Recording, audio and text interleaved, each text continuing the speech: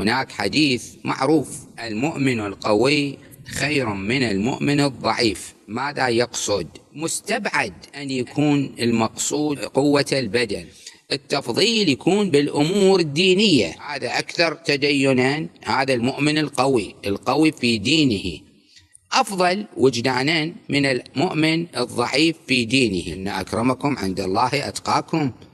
إذا أنت أتقى مني أحسن مني، مو أتقى لا أنا أحسن منك.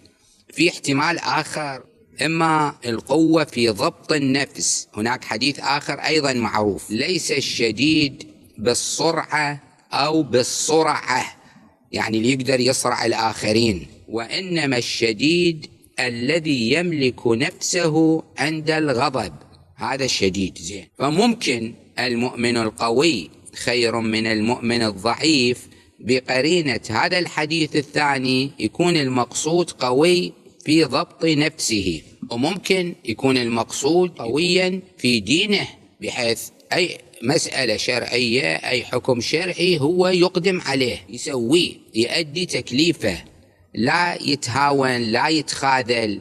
هذا المؤمن القوي بهالمعنى. في الحديث الشريف هذا مؤمن وهذا مؤمن.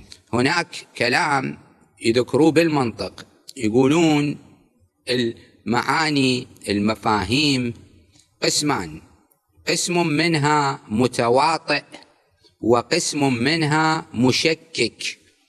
متواطئ شنو معناه؟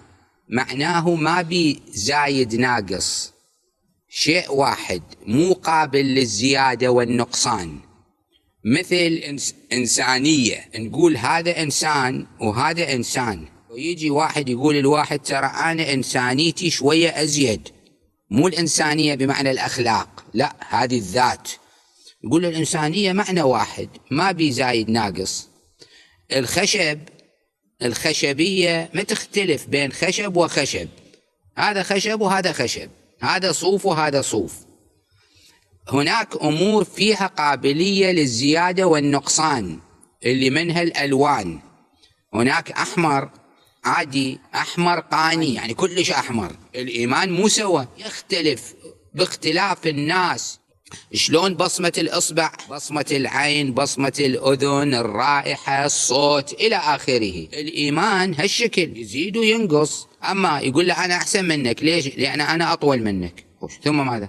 هذاك يقول له لا أنا أسمن منك، مثلا أنا مثلا مسكني بفلان منطقة، أنت بفلان منطقة، سيارتي أحسن من سيارتك. هذه مو تفضيلات.